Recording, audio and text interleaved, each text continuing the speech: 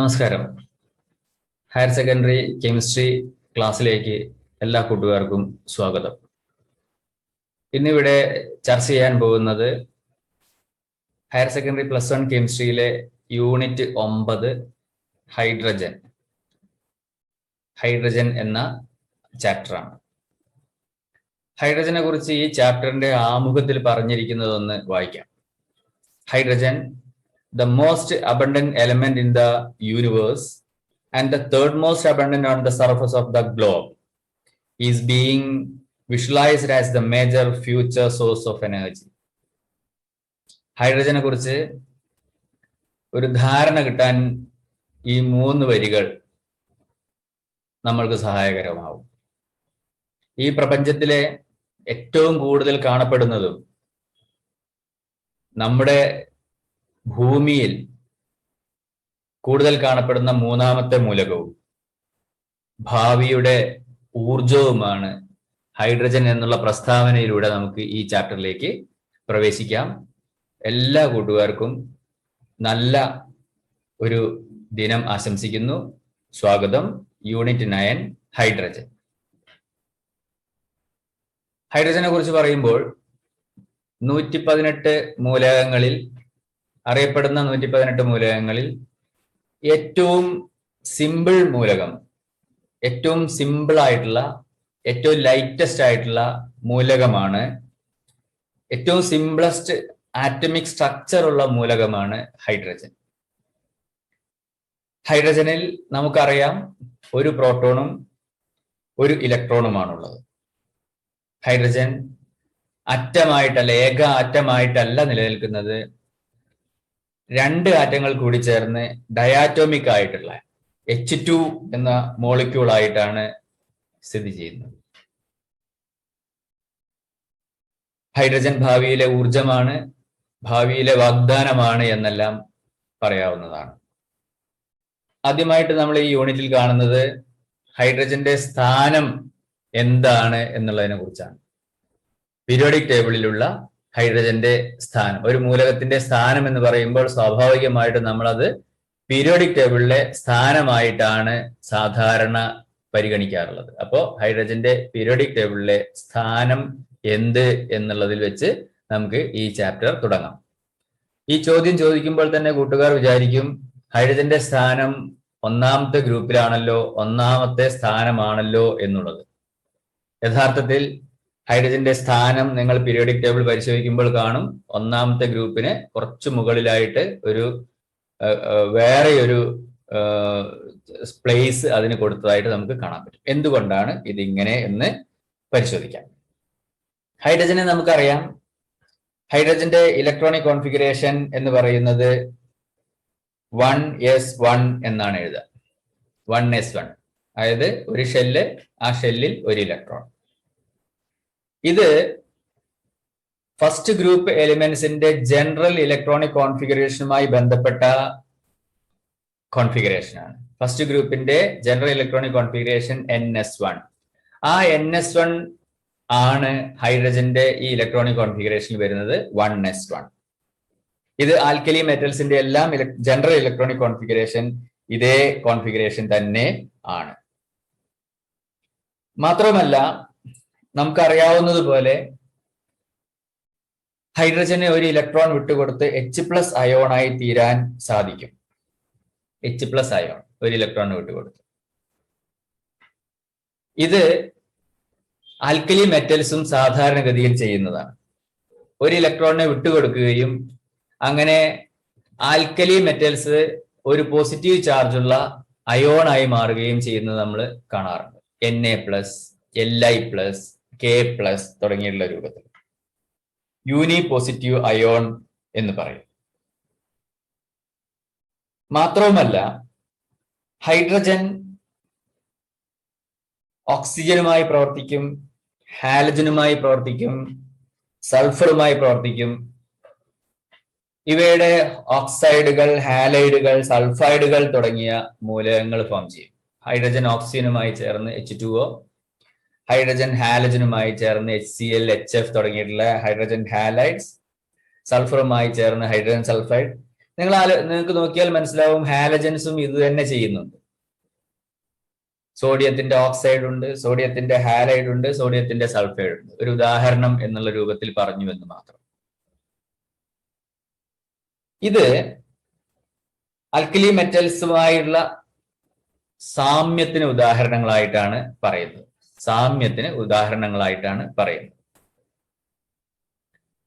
ഇങ്ങനെ വരുമ്പോ ആൽക്കലി മെറ്റൽസിന്റെ മുകളിൽ അല്ലെങ്കിൽ ആൽക്കലി മെറ്റൽസിന്റെ ആദ്യ സ്ഥാനത്ത് ഹൈഡ്രജൻ വന്നതിന് നമുക്ക് തെറ്റു പറയാൻ സാധിക്കില്ല. ഇതാണ് ഹൈഡ്രജന്റെ സ്ഥാനം എന്ന് പറയുന്നത് എന്ന് നമുക്ക് മനസ്സിലായി. എന്നാൽ ഇതേ ഹൈഡ്രജൻ തന്നെ 17ാമത്തെ ഗ്രൂപ്പായ ഹാലജൻസുമായിട്ടും സിമിലാരിറ്റി കാണിക്കാറുണ്ട്. ഹൈഡ്രജൻ ഒരു നോൺ മെറ്റലാണ്. ആൽക്കലി മെറ്റൽസ് എന്ന് തന്നെയാ പറയുക, അവയെല്ലാം മെറ്റൽസ് ആണ്. ഹൈഡ്രജൻ ഒരു നോൺ മെറ്റലാണ്, ഹാലജൻസ് എല്ലാം നോൺ മെറ്റൽസ് ആണ്. ഹൈഡ്രജൻ ഒരു വാതകമാണ്, ഹാലജൻസ് തുടങ്ങുന്നത് വാതകത്തിൽ നിന്നാണ്. താഴേക്ക് വരുന്തോറും പ്രോപ്പർട്ടി മാറി വരുന്നു എന്നുള്ളതേ ഉള്ളൂ. ഹൈഡ്രജൻ ഒരു ഇലക്ട്രോണിനെ സ്വീകരിച്ച് ഹൈഡ്രൈഡ് അയോൺ ആയിട്ട് മാറാൻ പറ്റും. ഹൈഡ്രൈഡ്സിന്റെ ഓക്സിഡേഷൻ സ്റ്റേറ്റിനെ കുറിച്ച് നമ്മൾ നേരത്തെ ചർച്ച ചെയ്തതാണ്. ഹാലജൻസും ഇലക്ട്രോണിനെ സ്വീകരിച്ച് ഹാലൈഡ്സ് ആയിട്ട് മാറുന്നത് കാണാൻ പറ്റും. ഹൈഡ്രജൻ ഒരു ഡയാറ്റോമിക് മോളിക്യൂൾ ആണെന്ന് പറഞ്ഞു. എന്നാൽ ആൽക്കലി മെറ്റൽസ് എല്ലാം മോണോ ആറ്റോമിക് ആണ്. Na, Li, K എന്നെല്ലാമാണ് നമ്മൾ എഴുതുക. ഹാലജൻസ് ഡയാറ്റോമിക് ആണ്. F2, Cl2, Br2. ഇങ്ങനെ ഹാലജൻസുമായിട്ട് വളരെയധികം ബന്ധം ഹൈഡ്രജൻ പുലർത്തുന്നുണ്ട്.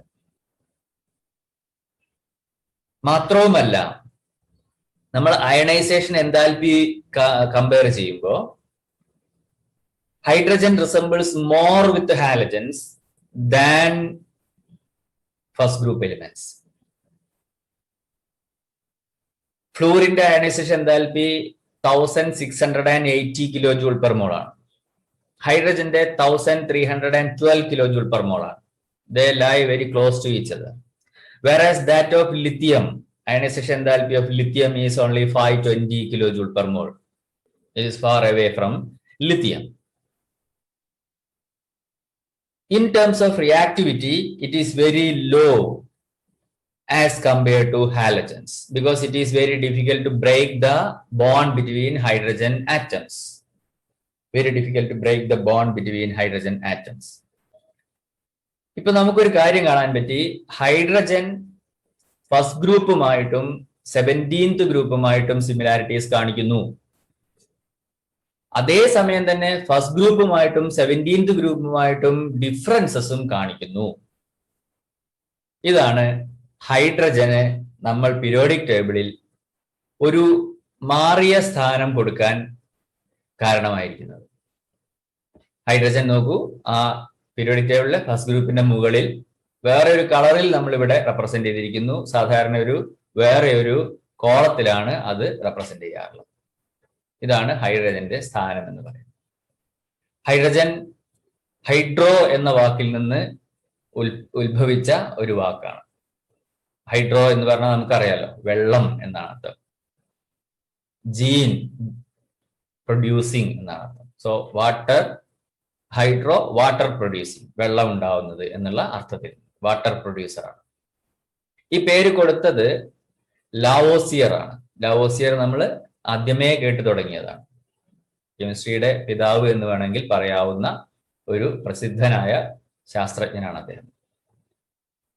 കണ്ടുപിടിച്ചത് 1766 ഹെൻറി കാവൻഡിഷ് എന്ന ശാസ്ത്രജ്ഞനാണ്. ഇതാണ് ഹൈഡ്രജനെ കുറിച്ച് ആമുഖമായിട്ട് പറയാനുള്ളത്. ഇനി ഹൈഡ്രജനെ കുറിച്ച് പറയുമ്പോൾ ഹൈഡ്രജൻ കൂടുതലായിട്ട് കാണപ്പെടുന്നത് നക്ഷത്രങ്ങളിൽ ഹൈഡ്രജൻ ഉണ്ട്. സൂര്യനിലൊക്കെ ഹൈഡ്രജൻ ഇഷ്ടം പോലെ ഉണ്ട്, നമുക്കറിയാം. Hydrogen is the most abundant element in the universe and third most abundant element in the earth. It is the main element in the solar atmosphere. Jupiter, Saturn consists mostly of hydrogen. നമ്മൾ ഭൂമിയിലേക്ക് വന്നു കഴിഞ്ഞാൽ നമുക്കറിയാലോ, ഭൂമിയുടെ 2/3 ഭാഗം വെള്ളമാണ്. H2O, hydrogen ഉണ്ട്. ഇനി ആനിമൽസ്, പ്ലാന്റ്സിലേക്ക് വന്നു കഴിഞ്ഞിട്ടുണ്ടെങ്കിൽ കാർബോഹൈഡ്രേറ്റ്സ്, ഇഷ്ടം പോലെ ഹൈഡ്രജൻ ഉണ്ട്. ഇങ്ങനെ ആനിമൽ ടിഷ്യൂസ് ഉണ്ടാക്കുന്നതിന് അങ്ങനെ ഉണ്ട്. കോമ്പൗണ്ട്സ് ആയിട്ട് ഇഷ്ടം പോലെ ഹൈഡ്രജൻ കാണുന്നുണ്ട്. നമ്മുടെ എല്ലാ പ്ലാന്റ്സും അനിമൽസും എല്ലാം ഉണ്ടാക്കിയ കാർബോഹൈഡ്രേറ്റ്സ് എന്ന് പറയുന്ന സാധനം, അതൊരു കാർബോഹൈഡ്രേറ്റ്, അത് കോമ്പൗണ്ട് ആണ്, ഹൈഡ്രജന്റെ കോമ്പൗണ്ട്. പ്രോട്ടീൻസ്, ഹൈഡ്രോകാർബൺസ്, ഹൈഡ്രൈഡ്സ്, ഇങ്ങനെ ഇഷ്ടം പോലെ കോമ്പൗണ്ടുകൾ. നമുക്കറിയാം ഹൈഡ്രോ കാർബൺസ് പെട്രോളിയം ഡിപ്പോസിറ്റ്സിലൊക്കെ പ്രധാനമായിട്ടും കാർബണും ഹൈഡ്രജനും ചേർന്ന സംയുക്തങ്ങളാണ്. അങ്ങനെ ഇഷ്ടം പോലെ കാണുന്ന, പ്രകൃതിയിൽ കാണുന്ന ഒരു മൂലകമാണ് ഹൈഡ്രജൻ. ഹൈഡ്രജന്റെ ഈ എല്ലാ സ്വഭാവം കൊണ്ട് തന്നെയാണ് ഹൈഡ്രജനെ നമ്മൾ വേറെ ഒരു ചാപ്റ്റർ ആയിട്ട് നമ്മൾ പഠിക്കുന്നത്. ഇനി നമ്മൾ ഹൈഡ്രജനെ കുറിച്ച് പഠിക്കുമ്പോൾ ഹൈഡ്രജന്റെ വ്യത്യസ്ത രൂപങ്ങളെ കുറിച്ച് പഠിക്കേണ്ടതായിട്ട് വരും. ഹൈഡ്രജന്റെ വ്യത്യസ്ത രൂപങ്ങൾ പഠിക്കുമ്പോൾ ഹൈഡ്രജൻ പ്രകൃതിയിൽ, നമ്മുടെ ഭൂമിയിൽ താരതമ്യേന കുറച്ചേ കാണുന്നുള്ളൂ. പക്ഷേ മൊത്തം യൂണിവേഴ്സിൽ വളരെയധികം കാണുന്ന, ഏറ്റവും കൂടുതൽ കാണുന്നത് ഹൈഡ്രജൻ ആണ് എന്ന് നമ്മൾ പറഞ്ഞു. ഹൈഡ്രജന് 3 തരം ഐസോടോപ്പുകളുണ്ട്. ഐസോടോപ്പ് എന്താണ് എന്ന് നമുക്കറിയാം. ഒരേ അറ്റോമിക നമ്പറും വ്യത്യസ്ത മാസ് നമ്പറുമുള്ള മൂലകങ്ങളെയാണ് നമ്മൾ ഐസോടോപ്പുകൾ എന്ന് പറയും. പ്രോട്ടിയം, ഡ്യൂട്ടീരിയം, ട്രീഷ്യം എന്നിവയാണ് ഈ വ്യത്യസ്ത തരം ഐസോടോപ്പുകൾ. ഇവ തമ്മിലുള്ള വ്യത്യാസം ഇതിലടങ്ങിയിരിക്കുന്ന ന്യൂട്രോണുകളുടെ എണ്ണത്തിൽ മാത്രമാണ്. പ്രോട്ടിയത്തിൽ ന്യൂട്രോണുകളില്ല. ന്യൂട്രോണുകളില്ലാത്ത ഒരേ ഒരു ആറ്റം പ്രോട്ടിയമാണ്. ഒരു ഇലക്ട്രോണും ഒരു പ്രോട്ടോണും മാത്രമേ ഉള്ളൂ. H11 എന്ന് എഴുതുന്നു. ഹൈഡ്രജന്റെ താഴെ എഴുതുന്നത് അതിന്റെ ആറ്റോമിക നമ്പറും മുകളിൽ എഴുതുന്നതിന്റെ മാസ് നമ്പറുമാണ് എന്ന് നമുക്കറിയാം.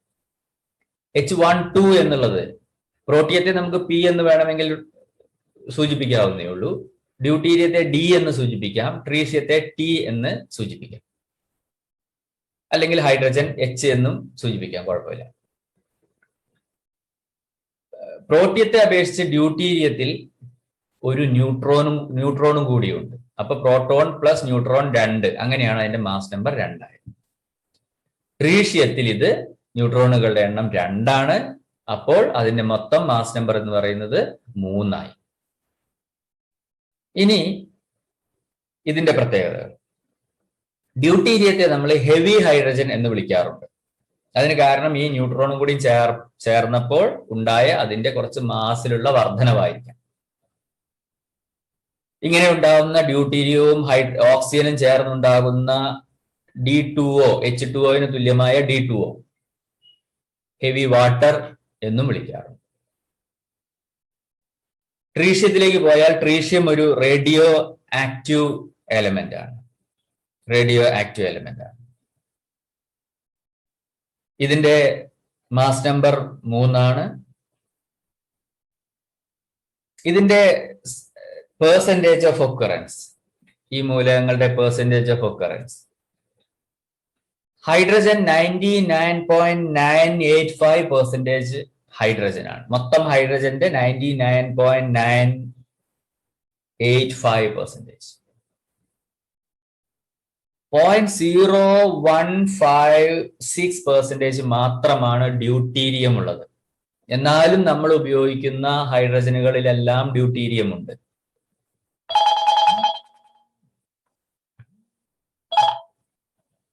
പക്ഷേ ട്രീഷ്യം എന്ന് പറയുന്നത് 10⁻⁻15% മാത്രമാണ്. 10⁻⁻15% മാത്രമാണ്. വളരെ വളരെ വളരെ ചെറിയ അളവ് മാത്രമേ ട്രീഷ്യം ഉള്ളൂ. ഇത് റേഡിയോ ആക്റ്റീവ് ആണ്. ഇതിന്റെ ഹാഫ് ലൈഫ് എന്ന് പറയുന്നത് 12.33 ഇയേഴ്സ് ആണ്. It emits low energy beta particles. That is why it is radioactive. ഇനി ഇതിന്റെ ഒരു പൊതു സ്വഭാവം, ഐസോടോപ്പുകളുടെ ഒരു പൊതു സ്വഭാവം എന്ന് പറയുന്നത് അവയുടെ എല്ലാം കെമിക്കൽ പ്രോപ്പർട്ടീസ് സെയിം ആണ്. പക്ഷേ ഈ കെമിക്കൽ പ്രോപ്പർട്ടീസിന്റെ റേറ്റ് അത് ഡിഫറെന്റ് ആണ്. Rate of reactions are different due to difference in their masses. They are isotopes. So the only difference is in their rate of reactions, mainly due to their different enthalpy of bond dissociation. Their bond dissociation enthalpies are different because they are isotopes. They're having different masses. And this is a property, and this property is known as isotopic effect. This property is known as isotopic effect. So you note down that point: isotopes, isotopic properties. Then we are going to see how we can prepare hydrogen. How we can prepare hydrogen.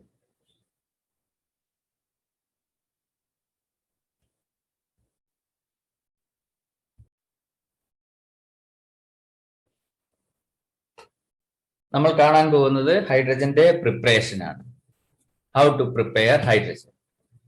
ഹൈഡ്രജന്റെ പ്രിപ്പറേഷനിൽ നമ്മൾ ആദ്യം കാണുന്നത് laboratory preparation ആണ്. ലാബിൽ എങ്ങനെ hydrogen ഉണ്ടാക്കാം. Hydrogen ഉണ്ടാക്കുന്ന laboratory preparations നമ്മൾ മുൻ അധ്യായങ്ങളിൽ പല പ്രാവശ്യമായി കണ്ടിട്ടുണ്ട്. ഉദാഹരണത്തിന് റിഡോക്സ് റിയാക്ഷൻസിൽ നമ്മൾ ഡിസ്പ്ലേസ്മെന്റ് റിയാക്ഷൻസിൽ, നോൺ മെറ്റൽ ഡിസ്പ്ലേസ്മെന്റ് റിയാക്ഷൻസിൽ നമ്മൾ ഹൈഡ്രജൻ ഡിസ്പ്ലേസ് ചെയ്യുന്നത് കണ്ടു. ഒരു മെറ്റൽ ഉപയോഗിച്ച് ആസിഡുമായിട്ടോ ആൽക്കലിയുമായിട്ടോ വാട്ടറുമായിട്ടോ റിയാക്ട് ചെയ്തിട്ടും ഹൈഡ്രജൻ പുറത്തുവിടുന്നത്. ഉദാഹരണത്തിന് സോഡിയം വാട്ടറുമായിട്ടുള്ള റിയാക്ഷൻ, സിങ്ക് ഹൈഡ്രോക്ലോറിക് ആസിഡുമായിട്ടുള്ള റിയാക്ഷൻ, സിങ്ക് സോഡിയം ഹൈഡ്രോക്സൈഡുമായിട്ടുള്ള റിയാക്ഷൻ. ഇങ്ങനെ വ്യത്യസ്ത റിയാക്ഷൻസ് നമ്മൾ ഇതിനു മുമ്പ് പരിചയപ്പെട്ടതാണ്. അതിൽ 2 റിയാക്ഷൻസ് ആണ് ഇവിടെ എഴുതിയിട്ടുള്ളത്. സിങ്ക് ഹൈഡ്രോക്ലോറിക് ആസിഡുമായിട്ട് റിയാക്ട് ചെയ്തിട്ട് സിങ്ക് ക്ലോറൈഡും ഹൈഡ്രജനും ഉണ്ടാവുന്നു. സിങ്ക് സോഡിയം ഹൈഡ്രോക്സൈഡുമായിട്ട് റിയാക്ട് ചെയ്തിട്ട് സോഡിയം സിങ്കേറ്റും ഹൈഡ്രജനും ഉണ്ടാവുന്നു. ഇതുപോലെ നമുക്ക് സോഡിയം വാട്ടറുമായിട്ടുള്ളത്, അയൺ സ്റ്റീമുമായിട്ടുള്ളത്, ഇങ്ങനത്തെ വ്യത്യസ്ത റിയാക്ഷൻസ് നമുക്ക് പരിചയമുള്ളതാണ്. ഇതെല്ലാം നമുക്കൊരു ടെസ്റ്റ് ട്യൂബിൽ ചെയ്യാവുന്നത് കൊണ്ട് ഇതിനെ നമുക്കൊരു ലബോറട്ടറി പ്രിപ്പറേഷൻ ആയിട്ട് പറയാവുന്നതാണ്. അടുത്തത് നമ്മൾ കാണാൻ പോകുന്നത് commercially how we can prepare hydrogen. വ്യാവസായികമായ ഉൽപാദനം നടത്തുന്നത് എങ്ങനെ എന്നുള്ളതാണ്. അതിൽ ഏറ്റവും പ്രധാനപ്പെട്ടത് ഹൈഡ്രോളിസിസ് ഓഫ് വാട്ടർ ആണ്. ജലത്തിന്റെ ഹൈഡ്രോളിസിസ്. ഇത് നമ്മൾ വളരെ മുൻപ് തന്നെ സ്കൂൾ ക്ലാസ്സുകളിലെല്ലാം പരിചയപ്പെട്ടു വന്ന ഒരു ഭാഗമാണ്. വാട്ടർ കണ്ടക്റ്റീവ് അല്ലാത്തത് കൊണ്ട് നമ്മൾ അതിൽ കുറച്ച് ആസിഡോ ആൽക്കലിയോ ചേർത്തത് കണ്ടക്റ്റീവ് ആക്കുകയും ആനോഡും കാഥോഡും ഉപയോഗിച്ച് ഇലക്ട്രോളിസിസ് നടത്തുകയും കാഥോഡിൽ ഹൈഡ്രജൻ ലഭിക്കുകയും ചെയ്യും. ആനോഡിൽ ഓക്സിജനുമാണ് ലഭിക്കുക. ആസിഡ് അല്ലെങ്കിൽ ആൽക്കലി വളരെ ട്രേസ് എമൗണ്ട്സേ ചേർക്കാവൂ. ഇത് അതിന്റെ കണ്ടക്ടിവിറ്റി വർദ്ധിപ്പിക്കുന്നതിന് വേണ്ടിയാണ്. കൂടാതെ നമുക്ക് ബ്രൈൻ സൊല്യൂഷനിലൂടെ, ബ്രൈൻ സൊല്യൂഷൻ എന്ന് പറഞ്ഞാൽ സോൾട്ട് സൊല്യൂഷൻ, വൈദ്യുതി കടത്തിവിട്ടും ഹൈഡ്രജൻ ഉണ്ടാക്കാം. സാധാരണഗതിയിൽ ബ്രൈൻ സൊല്യൂഷൻ അല്ലെങ്കിൽ സലൈൻ വാട്ടർ അല്ലെങ്കിൽ സോഡിയം ക്ലോറൈഡ് സൊല്യൂഷനിലൂടെ വൈദ്യുതി കടത്തിവിട്ട് സോഡിയം ഹൈഡ്രോക്സൈഡ് ആണ് നിർമ്മിക്കാറുള്ളത്. ഇതിൽ ഹൈഡ്രജനെ ഒരു ബൈ പ്രൊഡക്റ്റ് ആയിട്ടാണ് നമ്മൾ കാണാറുള്ളത്. അപ്പോൾ ഒന്നുകിൽ ഹൈഡ്രജൻ അല്ലെങ്കിൽ സോഡിയം ഹൈഡ്രോക്സൈഡ് അല്ലെങ്കിൽ രണ്ടും കൂടി എന്നുള്ള രൂപത്തിൽ ഈ റിയാക്ഷൻ നമുക്ക് എടുക്കാം. സോഡിയം ക്ലോറൈഡ് സൊല്യൂഷനെയാണ് ബ്രൈൻ സൊല്യൂഷൻ എന്ന് പറയുന്നത്. ഇലക്ട്രോളിസിസ് നടത്തുമ്പോൾ ആനോഡിൽ ക്ലോറിൻ ലിബറേറ്റ് ചെയ്യും. ആനോഡിൽ സാധാരണ നോൺ മെറ്റൽസ് ആനോഡിലാണ് ഉണ്ടാവുക, മെറ്റൽ ആണ് കാഥോഡിൽ ഉണ്ടാവുക. മെറ്റൽ അല്ലെങ്കിൽ പിന്നെ ഉണ്ടാകുന്നത് ഹൈഡ്രജൻ ആണ്. ഹൈഡ്രജൻ ആനോഡിൽ വരുന്ന കേസുകൾ ഉണ്ട്, നമ്മൾ ഡിസ്കസ് ചെയ്യും. ഇപ്പൊ ക്ലോറിൻ ആനോഡിൽ ലിബറേറ്റ് ചെയ്യും. ഓക്സിഡേഷൻ ആണ് ആനോഡിൽ നടക്കുക. Cl മൈനസ് അയോൺസ് Cl ആവും. 2 Cl ചേർന്ന് ക്ലോറിൻ ആറ്റങ്ങൾ ചേർന്ന് ക്ലോറിൻ വാതകമാവും. അത് ആനോഡിൽ ലിബറേറ്റ് ചെയ്യും. 2 ഇലക്ട്രോണിനെ റിലീസ് ചെയ്യും. ആ 2 ഇലക്ട്രോൺ കാഥോഡിൽ വാട്ടറുമായി ചേർന്ന് ഹൈഡ്രജൻ റിലീസ് ചെയ്യും. ഒപ്പം 2 ഹൈഡ്രോക്സൈഡ് അയോൺസ് സൊല്യൂഷനിലേക്ക് പോവുകയും സൊല്യൂഷനിലുള്ള സോഡിയം അയോണുമായിട്ട് ഈ ഹൈഡ്രോക്സൈഡ് അയോൺ ചേർന്ന് സോഡിയം ഹൈഡ്രോക്സൈഡ് ആയിട്ട് മാറുകയും ചെയ്യും. ഇതാണ് നമ്മുടെ റിയാക്ഷൻ എന്ന് പറയുന്നത്. ഇങ്ങനെ നമുക്ക് ഹൈഡ്രജൻ ഉണ്ടാക്കാം. കാഥോഡിൽ ഹൈഡ്രജൻ ഉണ്ടാവും. വേറെ ഒരു process Bosch process or water gas process. Water gas process ഇതിനെ നമ്മൾ സൂപ്പർ ഹീറ്റഡ് സ്റ്റീം ഒന്നുകിൽ നമുക്ക് കോക്കിന്റെ മുകളിലൂടെ റെഡ് ഹോട്ട് കോക്ക് കൽക്കരി മുകളിലൂടെ കടത്തിവിടാം, അല്ലെങ്കിൽ നമുക്ക് ഹൈഡ്രോകാർബൺസുമായിട്ട് മിക്സ് ചെയ്ത് ഒരു കാറ്റലിസ്റ്റിന്റെ മുകളിലൂടെ കടത്തിവിടാം. ഇവിടെ നമ്മൾ കാണിച്ചിരിക്കുന്നത് കോക്കുമായിട്ടുള്ള റിയാക്ഷനാണ്. Super heated steam is passed over red hot coke at 1270 kelvin high temperature. Red hot എന്ന് പറഞ്ഞാൽ കൽക്കരി ചൂടാവുമ്പോൾ നിങ്ങൾ ചുവന്ന കളർ കണ്ടിട്ടുണ്ടാവും. 1:1 mixture of carbon monoxide and hydrogen is produced. A mixture of carbon monoxide and hydrogen is produced. This mixture is known as water gas. This mixture is known as water gas. Water gas ഒരു important ആയിട്ടുള്ള ഒരു mixture ആണ്. ഇതിനെ നമ്മൾ sin gas എന്നും പറയാറുണ്ട്. Syn gas അല്ലെങ്കിൽ synthesis gas എന്നും ഇതിനെ വിളിക്കാറുണ്ട്. Because this particular mixture can be used to prepare a number of compounds. വളരെയധികം കോമ്പൗണ്ട്സ് നിർമ്മിക്കാൻ നമുക്കിത് ഉപയോഗിക്കാവുന്നത് കൊണ്ടാണ് സിൻ ഗ്യാസ് അല്ലെങ്കിൽ സിന്തസിസ് ഗ്യാസ് എന്ന് വിളിക്കുന്നത്. ഈ പ്രോസസ്സിനെ നമുക്ക് കോൾ ഗ്യാസിഫിക്കേഷൻ എന്ന് വിളിക്കാം. കോൾ കൽക്കരി ഉപയോഗിച്ച് കോൾ ഗ്യാസിഫിക്കേഷൻ എന്ന് വിളിക്കാം. ഓക്കെ, ഇതിലുണ്ടായിരിക്കുന്ന ഹൈഡ്രജനെ നമ്മൾക്ക് പെർസെൻറ്റേജ് ശതമാനം കൂട്ടുന്നതിന് വേണ്ടി നമ്മൾ it is passed over heated iron chromate catalyst. Iron chromate കാറ്റലിസ്റ്റിന്റെ മുകളിലൂടെ ഹീറ്റഡ് അയേൺ ക്രോമേറ്റ് കാറ്റലിസ്റ്റിന്റെ മുകളിലൂടെ it is to about 673 kelvin in the presence of catalyst. Don't forget that. And the catalyst is iron chromate. പാസ് ചെയ്യും.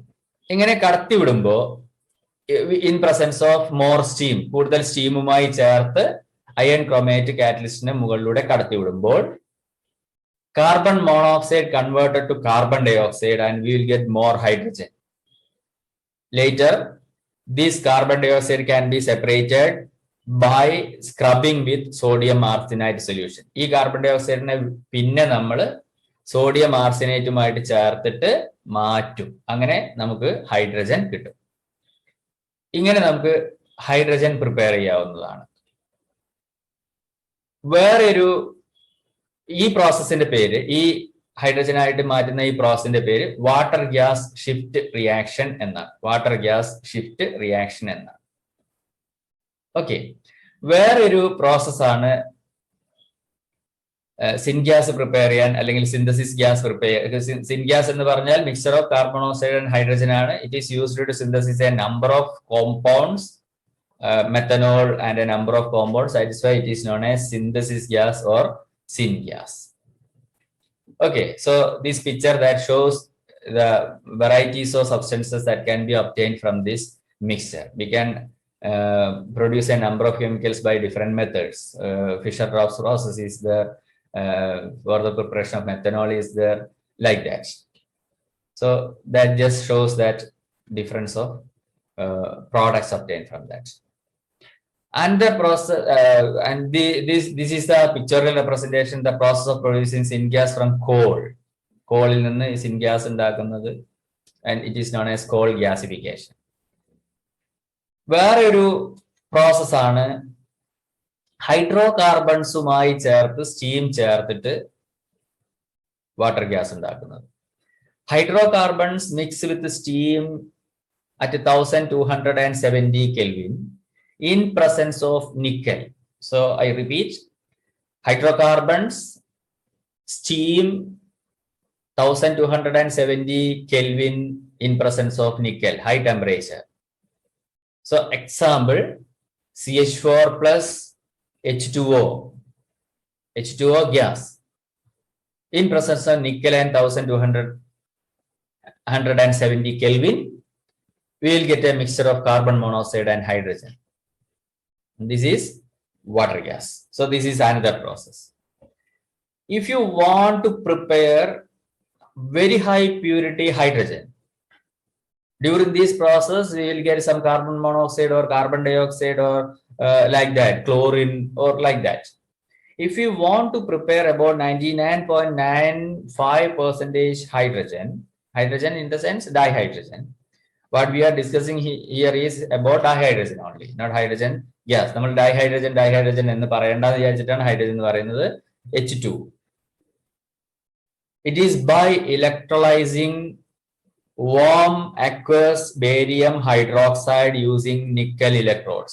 Barium hydroxide solution electrolysis നടത്തി nickel electrodes ഉപയോഗിച്ച് electrolysis നടത്തിയാൽ pure ആയിട്ടുള്ള hydrogen ലഭിക്കും. So this is the important process to get a pure high quality hydrogen. So these are about the preparation of hydrogen. Then we are going to the properties of hydrogen. നമ്മൾ അടുത്തത് ഹൈഡ്രജന്റെ പ്രോപ്പർട്ടീസിലേക്ക് പോവുകയാണ്. Let us see what are the properties of hydrogen.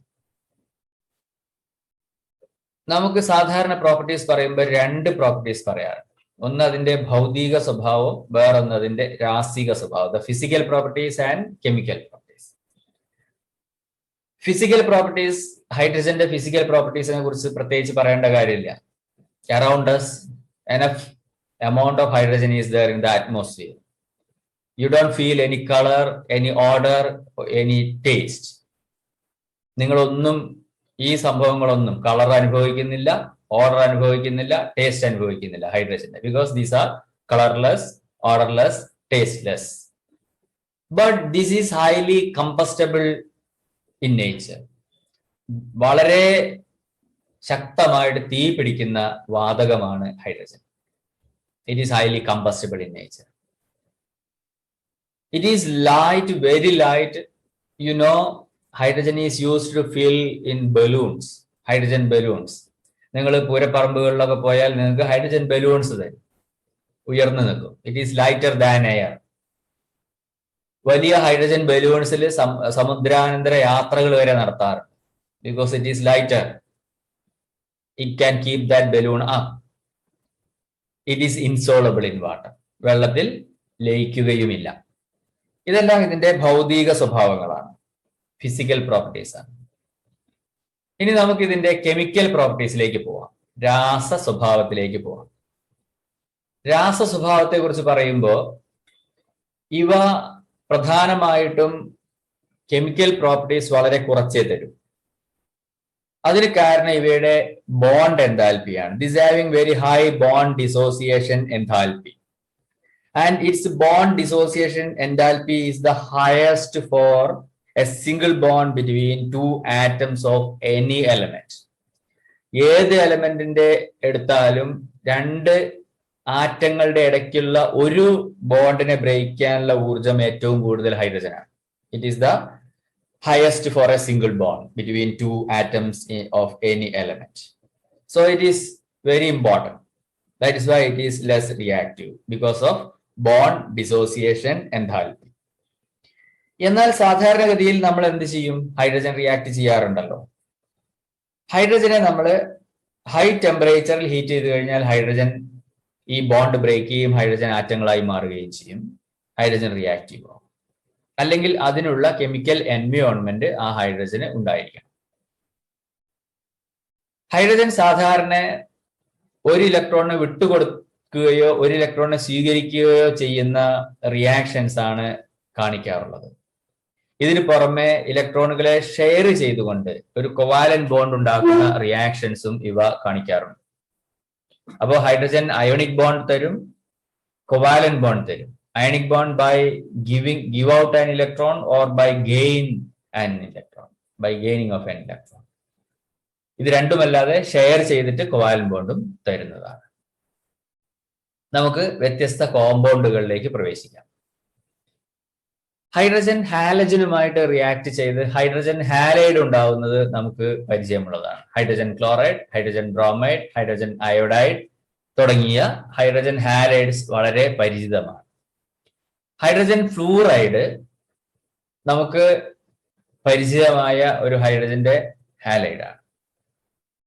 So it reacts with halogen under different conditions. Hydrogen can react with the fluorine even in dark conditions. Whereas with the iodine, it requires a catalyst.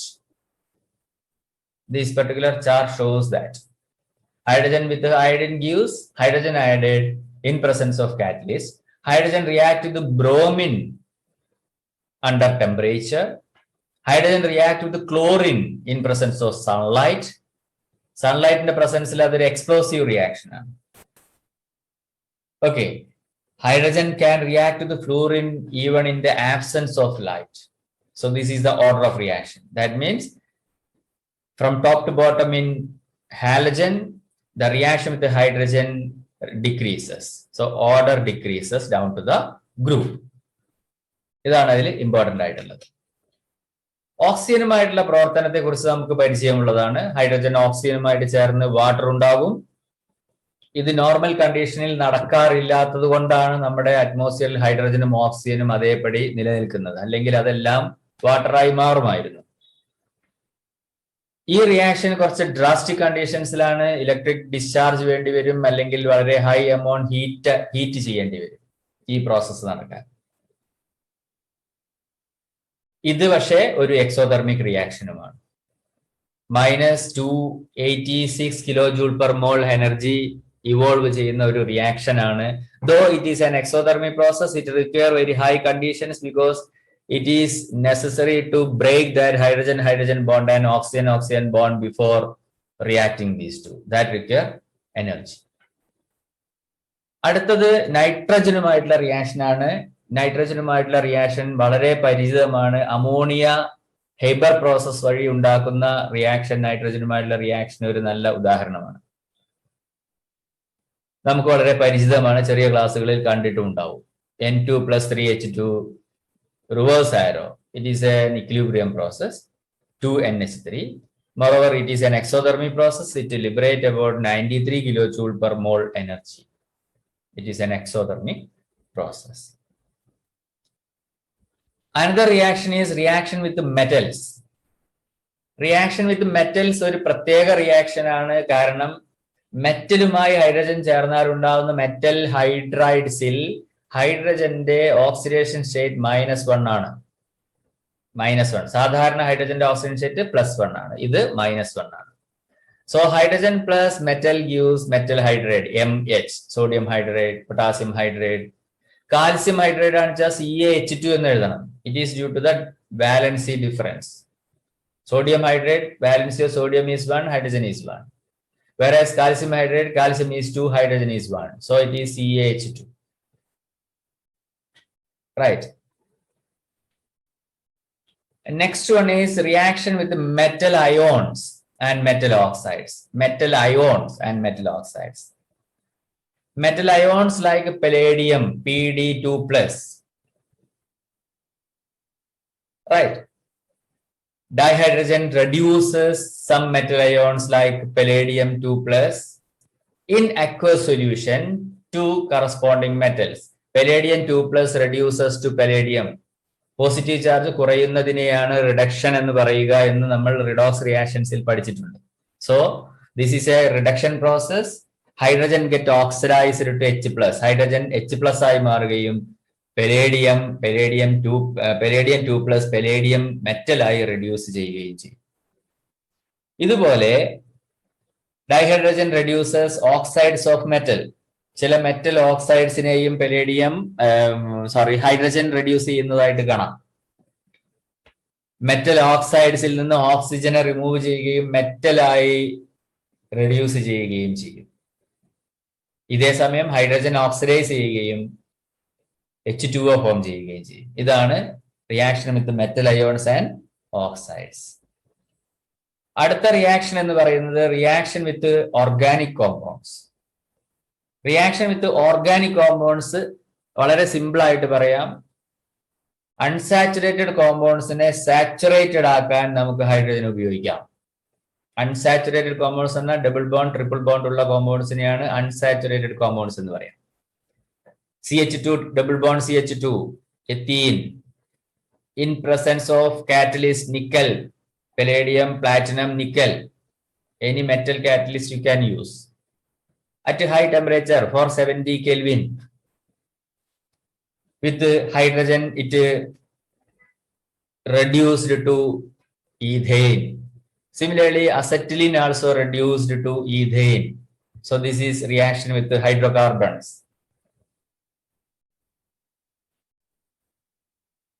വേറെ ഒരു important ആയിട്ടുള്ള daily ലൈഫിൽ നമുക്ക് അറിയുന്ന ഒരു സംഭവമാണ് വനസ്പതി പോലത്തെ vegetable solids, vegetable oil solids ആയിട്ട്, സോളിഡ് ഫാറ്റ്സ്, ഡാൽഡ. നമ്മളത് പരസ്യത്തിന് വേണ്ടി കൊടുത്തതല്ല.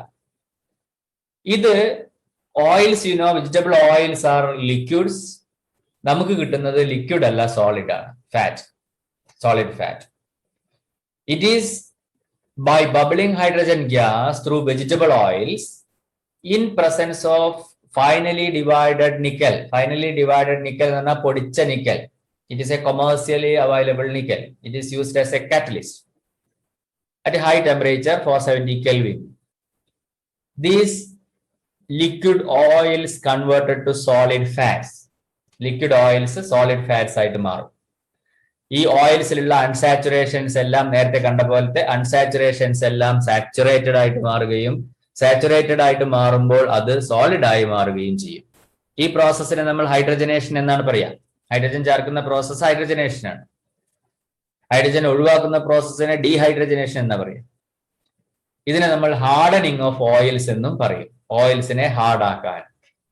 It is to easy the transport process. ഒരു ലിക്വിഡ് കൊണ്ടുപോകുന്ന പോലെയല്ല ഒരു സോളിഡ് കൊണ്ടുപോകുന്നത്, കുറച്ചും കൂടി എളുപ്പമാവും. മാത്രമല്ല ഇത് കേടുവരാതിരിക്കാനും ഈ പ്രോസസ് വളരെ നല്ലതാണ്.